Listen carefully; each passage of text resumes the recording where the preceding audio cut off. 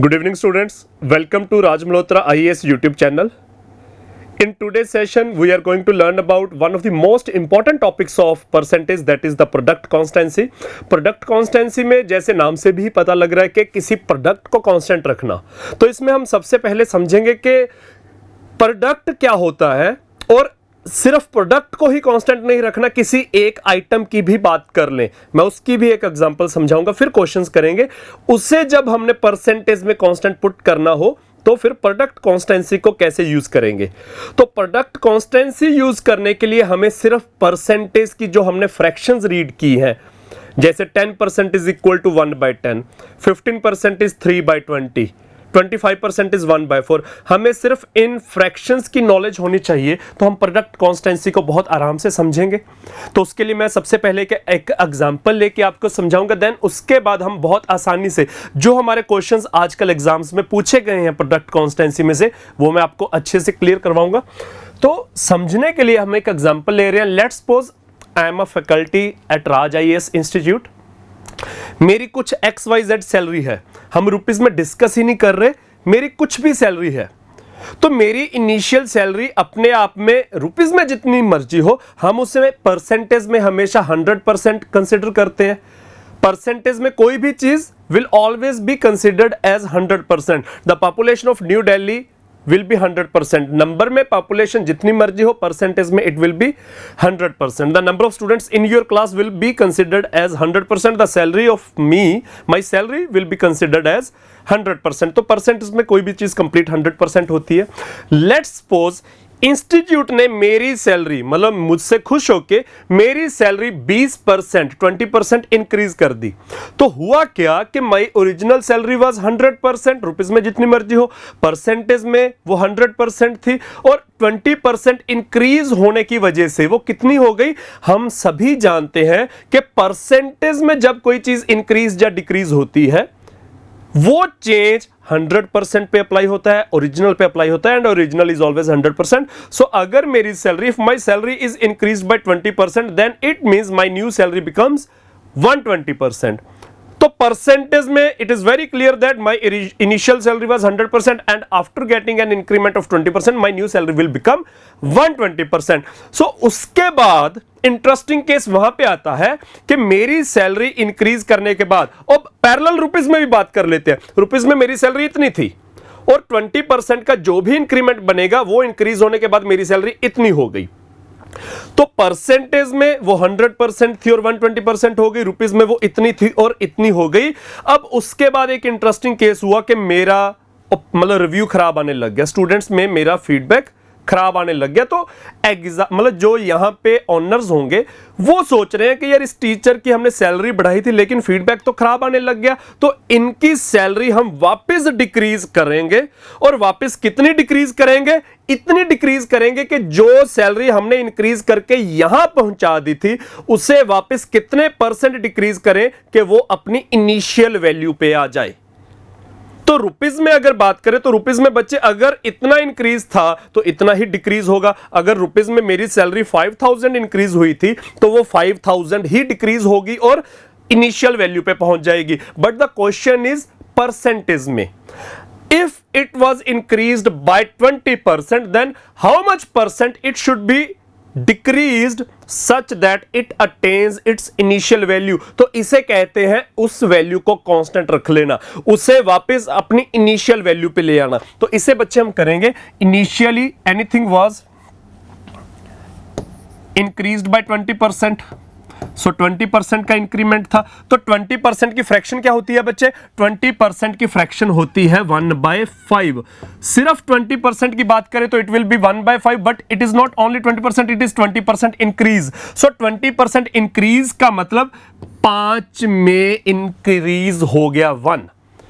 So 1/5 actually means 1 out of 5. So when there is an increase of 20%, it means there is an increase of 1 in 5. So it means initially something was 5 and after getting 20% increased, it becomes 5 plus 1, that is 6. So यहाँ से हमें clear हो रहा है कि my initial salary was My initial salary was 5 and after getting increased by 20% it becomes 6. So now the question is, the new salary must be decreased by how much percent that it comes to its initial value. So हमारा question है कि जो नई salary 6 बन चुकी है उससे कितने परसेंट डिक्रीज करें कि वो वापस अपनी इनिशियल वैल्यू पे आ जाए. सो परसेंटेज में कितना डिक्रीज करें, उससे पहले हम फ्रैक्शन में या रेशियो में देखें कितना डिक्रीज करें. तो रेशियो में सैलरी 6 से वापस 5 पे लेके आनी है, तो 6 से 5 पे आने का मतलब 1 must be decreased, it must be decreased bye 1. सो जो नया 1 का डिक्रीज है, इनिशियली इंक्रीज भी 1 का ही हुआ था तो डिक्रीज भी 1 का होगा, लेकिन परसेंटेज निकालने के लिए जो इंक्रीज था 1 का वो 5 के ऊपर था, दैट्स व्हाई इट वाज 20%. अब जो 1 का डिक्रीज होगा वो होगा 6 पर, तो 1/6 का डिक्रीज विल बी, परसेंटेज निकाल लेंगे 100 से मल्टीप्लाई करके, और 1/6 की परसेंट वैल्यू वैसे भी ज्यादा है, that will become 16.2/3%. So this is a case of product constituency. जब आइदर किसी प्रोडक्ट को या किसी भी चीज को, किसी भी आइटम को हमने कांस्टेंट रखना हो. कांस्टेंट रखने का मतलब अगर उसे हमने पहले कुछ परसेंट इंक्रीज किया है तो बाद में फाइनली उसे ही कितने परसेंट डिक्रीज करें कि वो वापस अपनी इनिशियल वैल्यू पे आ जाए. अगर सैलरी इनिशियली डिक्रीज की होती तो एग्जामिनर हमसे पूछता कि how much it should be increased now to get its initial value, to get its original value. तो अगर किसी चीज को हमने पहले इंक्रीज किया है तो वापस कितना डिक्रीज करें, और अगर उसे पहले हमने कुछ परसेंट डिक्रीज किया है तो वापस कितने परसेंट इंक्रीज करें कि वो अपनी इनिशियल वैल्यू पे आ जाए. पहले वो 5 से 6 हुई थी तो वापस 5 पर आने के लिए कितने परसेंट डिक्रीज करें. 5 के ऊपर 1 का इंक्रीज था तो डिक्रीज भी 1 ही का होगा, लेकिन वो एक डिक्रीज 6 के ऊपर होगा. अब यहां तक मैंने जो सारा केस समझाया है बच्चे, वो मैंने समझाया है रेशियो की हेल्प से. रेशियो की हेल्प से. अब कुछ बच्चे जो ये सेशन देख भी रहे होंगे या आपके फ्रेंड्स जो कहीं से भी कुछ भी पढ़ के आए होंगे, उनके दिमाग में आया होगा कि यार इससे हमें फ्रैक्शन लेने की क्या जरूरत है, हम परसेंटेज में भी कर सकते हैं. कुछ बच्चों के दिमाग में आया होगा कि ये परसेंटेज में भी पॉसिबल है कि अगर किसी चीज को 20% इंक्रीज किया जाता है, वो मैंने भी बोला था खुद भी कि कोई भी परसेंटेज का इंक्रीमेंट होगा या रिडक्शन होगी वो इनिशियल पे, ओरिजिनल वैल्यू पे लगती है, जो कि अपने आप में 100% होती है. तो इनिशियली कोई भी चीज 100%, उसे अगर हमने 20% इंक्रीज कर दिया तो इट विल बिकम 120. अब फाइनली हमारा क्वेश्चन बन जाएगा कि नई वैल्यू को how much percent it should be decreased to get the, to attain its original value. So it should be decreased by 20 ताकि वापस 100 पे आ जाए, और 20 का जो डिक्रीज है वो है 120 के ऊपर. तो 20 का डिक्रीज 120 के ऊपर लगेगा तो 20/120 विल ऑटोमेटिकली बिकम 1/6. तो आंसर हमारा सेम आएगा. लेकिन स्टूडेंट्स के माइंड में आया होगा कि हम परसेंटेज से ही कर सकते हैं, हमें फ्रैक्शंस की क्या जरूरत है. तो बच्चे फ्रैक्शंस की जरूरत होगी जब हमारा क्वेश्चन होगा कुछ इस तरह से कि 16.2/3% का इंक्रीज है.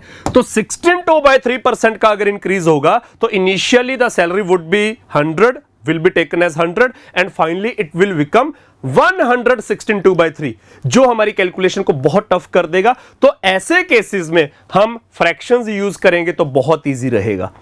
तो फ्रैक्शंस से ही हमने क्वेश्चंस को इजी रखना है, चाहे हमारी परसेंट वैल्यू राउंड ऑफ में हो, चाहे हमारी परसेंट वैल्यू कोई होल नंबर हो या होल नंबर ना भी हो, फ्रैक्शन में हो, हम फ्रैक्शंस की हेल्प से ही इस क्वेश्चन को आसानी से कर लेंगे. तो ऐसे कई क्वेश्चंस हैं. ये तो केस हो गया जब किसी एक ही चीज को जिसे इंक्रीज किया उससे ही डिक्रीज करना हो ताकि वो अपनी इनिशियल वैल्यू पे आ जाए. लेकिन जो हमारा टॉपिक का नाम भी है वो क्या है, प्रोडक्ट कॉन्स्टेंसी, जो मैंने शुरू में भी समझाया था कि किसी प्रोडक्ट को कांस्टेंट रखना. सैलरी की एग्जांपल जो हमने लिए, सैलरी की एग्जांपल तो ये थी कि जिसे बढ़ाया उसे ही कितना कम करें. लेकिन प्रोडक्ट कहां से बनता है बच्चे, प्रोडक्ट बनता है दो फैक्टर्स को मल्टीप्लाई करके, जिसकी best example is the area of a rectangle. What is the area of a rectangle, हम सभी जानते हैं the area of rectangle is length into breadth. Area एक प्रोडक्ट है जो दो फैक्टर्स को मल्टीप्लाई करके बनता है, लेंथ और ब्रेड्थ को. तो प्रोडक्ट कॉन्स्टेंसी में जब हम किसी प्रोडक्ट को लेंगे तो उसमें एरिया का एग्जांपल है जो मैं समझा रहा हूं, लेंथ इनटू ब्रेड्थ. तो इसमें क्वेश्चन बनेगा कि the length of a rectangle is increased by 20%. The length of a rectangle is increased by 20%. Bye what percent it's breadth should be reduced such that its overall area remains same. area remains same का मतलब product must be constant. Product constant, वहीं से product constancy बनती है. तो अगर length को हमने 20% इंक्रीज किया तो ब्रेड्थ को कितना डिक्रीज करें? उसका आंसर बच्चे सेम आ जाएगा, 16/3% डिक्रीज. और वो 16/3% डिक्रीज कहां से आया? 20% इंक्रीज का मतलब 1/5 इंक्रीज. 1/5 इंक्रीज का मतलब 5 से 6 हो गया. अब वापस 6 से 5 करने के लिए प्रोडक्ट को कांस्टेंट रखना है तो वापस 5 पे जाना है. 6 से 5 करने के लिए हमें ब्रेड्थ एक डिक्रीज करनी पड़ेगी इनिशियली 6 से, तो 1/6 का डिक्रीज विल बिकम 16/3% का डिक्रीज. तो ये हमारा प्रोडक्ट कांस्टेंसी का क्वेश्चन है. मतलब ये पूरा कंसेप्ट है जिस पर बेस्ड हमारे यूपीएससी सीसेट में काफी बार क्वेश्चंस पूछे गए, जिसमें से कुछ क्वेश्चंस मैं एग्जाम के दिखाऊंगा और कुछ क्वेश्चंस मैं अपनी ओर से जो लेके आया हूं वो देखेंगे हम. तो पहला क्वेश्चन देखिए बच्चे ध्यान से. A and B are two heavy steel blocks. A और बी क्या है? दो हैवी स्टील ब्लॉक्स हैं जिसमें if B is placed, examiner is saying us that if B is placed on top of A and B both are some heavy steel boxes having some weights, having some individual weights. Examiner is saying if B is placed on top of A then the weight increases by 60%.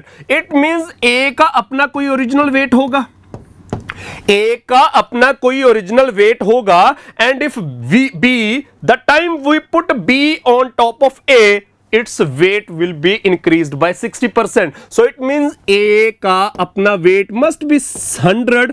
When B was put on top of A, it becomes 60% more. 60% more का मतलब it becomes 160. That means B must be 60. So examiner is asking how much weight will reduce with respect to the total weight of A and B if B is removed from the top of A. Examiner initially हमें कह रहा है कि ए और B दो heavy steel boxes हैं, दो heavy steel blocks हैं जिसमें जब बी को ए के ऊपर रखा गया, when B was placed on top of A, the weight of A increases by 60%. It means A का वेट 100 होगा अपने आप में, 100% एक्चुअली, एंड बी को उसके ऊपर, B was placed on top of A, it becomes A plus B becomes 160. That means B is 60. हमें consider करने की जरूरत है, लेकिन b इज 60 तो a प्लस बी बन गया 160. ये बन गया. When b was placed on top of a, it becomes 60%. It is increased by 60%. मतलब it becomes 160. So examiner कह रहा है कि अगर हमें b को वापस a के ऊपर से हटा दें, b को a के ऊपर से हटा दें, when b is removed from top of a, तो it will become, ये वापस A बन जाएगा. तो उसका वेट कितने परसेंट कम होगा? तो उसका वेट कम हो जाएगा, वो वापस 160 से 100 के ऊपर 100 पर पहुंच जाएगा. तो कितना डिक्रीज? अगर हम परसेंटेज में ही बात करें, फ्रैक्शंस यूज ही ना करें, तो वो 60 डिक्रीज हो जाएगा. 60 डिक्रीज होगा 160 से, यहां से आ रहे हैं तो 60 डिक्रीज होगा 160 से, और परसेंटेज निकालने के लिए मल्टीप्लाई 100 तो हम करते ही हैं. तो 60/160 बिकम्स 60 और 160 20 के टेबल में गए 3/8, और 3/8 की हमें परसेंटेज मालूम है 37.5% डिक्रीज हो जाएगा. So it will become 37.5% decrease when B is removed from the top of A. Fractions ना यूज करें, परसेंटेज वैल्यूज यूज करें, तो वो भी हमने डिस्कस किया था. परसेंटेज की फ्रैक्शंस यूज करनी है तो उससे भी हम इसी तरह से कर लेंगे. 60% इंक्रीज का मतलब क्या हो जाएगा? अगर फ्रैक्शन से करना है, 60% की फ्रैक्शन होती है बच्चे 3/5, तो 5 से 3 इंक्रीज हो जाएगा. 5 से 3 इंक्रीज हो गया मतलब 5 से 8 बन गया, और वो जब b फिर हटा दिया जाएगा तो वो वापस 8 से 5 बन जाएगा. 8 से 5 बनने का मतलब 3 कम हो गया फ्रॉम 8, तो 3 कम हो गया फ्रॉम 8 विल बी 37.5% डिक्रीज. तो आइदर आप परसेंट वैल्यूज से क्वेश्चन सॉल्व करो, आइदर आप उनकी फ्रैक्शंस से क्वेश्चन सॉल्व करो, आंसर सेम आएगा. अगला क्वेश्चन देखिए बच्चे, ये पुराना क्वेश्चन पेपर का था. Rahul is worried about his yearly budget. The price of wheat has been increased by 40%. So by what percent should he reduce the consumption of wheat so that he easily balance his yearly budget? मैंने product के case में आपको area की example दी थी कि area is length into breadth. यहां इस question में examiner is saying that Rahul अपने ईयरली बजट को लेके थोड़ा वरीड है. क्यों वरीड है? क्योंकि महंगाई बढ़ रही है. महंगाई बढ़ने की वजह से क्या हो रहा है? चीजें महंगी हो रही हैं, प्राइस इंक्रीज हो रहा है. अब अगर किसी चीज का प्राइस इंक्रीज हो रहा है तो उसकी कंजप्शन सेम भी रहे तो उसका खर्चा बढ़ जाएगा, उसकी एक्सपेंडिचर बढ़ जाएगा. लेकिन एग्जामिनर कह रहा है कि अगर किसी चीज का प्राइस बढ़ गया तो वो अपनी कंजप्शन कितने परसेंट कम कर ले के ओवरऑल जो एक्सपेंडिचर है, खर्चा जो है वो सेम रहे. तो बच्चे खर्चा कहां से बनता है? खर्चा आपका बनता है प्राइस इनटू कंजप्शन से. किसी चीज का जितना प्राइस है और उसको हम जितना कंज्यूम करते हैं, जितनी उसकी हम कंजप्शन करते हैं, उनको मल्टीप्लाई करके पूरा खर्चा बनेगा expenditure. So expenditure in itself is a product. जैसे एरिया वाज अ प्रोडक्ट जो दो फैक्टर्स लेंथ और ब्रेड्थ को मल्टीप्लाई करके आता था, तो यहां पे एक्सपेंडिचर एक प्रोडक्ट है जो प्राइस और कंजप्शन को मल्टीप्लाई करके बनता है. Examiner is saying that price is increased by 40%. by what percent its consumption should be reduced such that उसका एक्सपेंडिचर सेम रहे so that he can easily balance his yearly budget. तो 40% increase का मतलब 40% का fraction is 2/5. सो 2/5 का increase मतलब 5 वाली चीज 7 हो जाएगी, 5 विल बिकम 7. सो कंजप्शन कितनी रिड्यूस की जाए कि वो वापस 5 पे पहुंच जाए? तो consumption should be reduced by 2 from 7. So 2 reduction from 7 will become, percentage निकालने के लिए multiply 100, so it will become 28. 4/7% because हमारे ऑप्शंस डेसिमल में है तो it will be 28.56%. So our answer will be the D option 28.56%. और अगर fractions में होते तो इट वुड हैव बीन 28 4/7%. सो ये हमारा एक क्वेश्चन था. इसी में हमारा एक और क्वेश्चन मैं आपको प्रैक्टिस करवा रहा हूं. एग्जामिनर कह रहा है if A's salary is 50% more than that of B. दो पर्संस हैं ए एंड बी. एग्जामिनर कह रहा है ए की सैलरी बी के विद रिस्पेक्ट टू बताई जा रही है, वो 50% ज्यादा है. Then by what percent B's salary is less than A's salary. अब B की सैलरी पूछी जा रही है with respect to A. Given है A की salary with respect to B and जो एग्जामिनर पूछ रहा है what examiner is asking us B's salary with respect to A. B's salary is what percent less than that of A. So A and B are there. अगर percentage में ही question solve करना है तो 50% मोर का मतलब देन बी है ना, बी से कंपेयर हो रहा है तो बी की salary will be taken as 100. A's salary is 50% more, that is 150. So examiner is saying कि ए की salary is 50% more than that of B. So we will consider B's salary as a base, that is 100 and A's salary will be 50% more. So 50% of 100 is just 50. So 50 more, that means A's salary will be 150. So the question is by what percent? Percentage में बताइए. B's salary is less than A. So B's salary is less than A. In numbers, it is 50 less than A. But examiner is asking us to calculate this in percentage. So 50 less from 150 will be, percentage निकालने के लिए multiply 100. It will be 1/3 and 1/3 is 33 1/3%. So fraction में 33 1/3% और अगर percentage में decimal में option होता तो 33.33% आ जाता, लेकिन यहां फ्रैक्शन में है तो 33 1/3%. ये हमारा आंसर है. तो ये बच्चे हमारा प्रोडक्ट कॉन्स्टेंसी है जो एग्जाम्स में यूजुअली सीसेट में पूछा गया है. मतलब पिछले 3-4 साल के सीसेट में ये क्वेश्चंस रिपीट हुए हैं, ये प्रोडक्ट कॉन्स्टेंसी के क्वेश्चंस पूछे गए हैं, आगे एक्सपेक्टेड है कि पूछे जाएंगे. और परसेंटेज के जितने हम कंसेप्ट्स करते हैं, परसेंटेज में जितने हम टाइप्स देखते हैं, उसमें product constituency is one of the most important types. तो आगे भी इसकी प्रैक्टिस करेंगे. और इसी के साथ साथ एक इंपॉर्टेंट जानकारी ये है कि जो 14 नवंबर से हमारा नेक्स्ट मंडे, जो कमिंग मंडे है, वहां से हमारा एक फुल सिलेबस सीसेट का ऑनलाइन कम ऑफलाइन बैच स्टार्ट हो रहा है. आप ऑनलाइन भी एनरोल कर सकते हैं. ऑफलाइन अगर आप चंडीगढ़ के आसपास है, पंजाब से है, हरियाणा, हिमाचल, चंडीगढ़, यूटी से, कहीं से भी हैं, आप बड़े आराम से चंडीगढ़ आके शिफ्ट कीजिए, ऑफलाइन बैच लगाइए. इसी के साथ साथ अगर आप दूर से हैं तो आप बड़े आराम से ऑनलाइन भी सीसेट का बैच एनरोल कर सकते हैं. उसके लिए आप जो डिस्क्रिप्शन में नंबर देख रहे हैं, नीचे भी नंबर एक मतलब लिंक हो रहा है, तो वहां आप उस नंबर पे कांटेक्ट करके बैच की डिटेल्स ले सकते हैं और सारी जानकारी वहां से मिल जाएगी. अगले सेशन में मिलेंगे बच्चे. Thank you.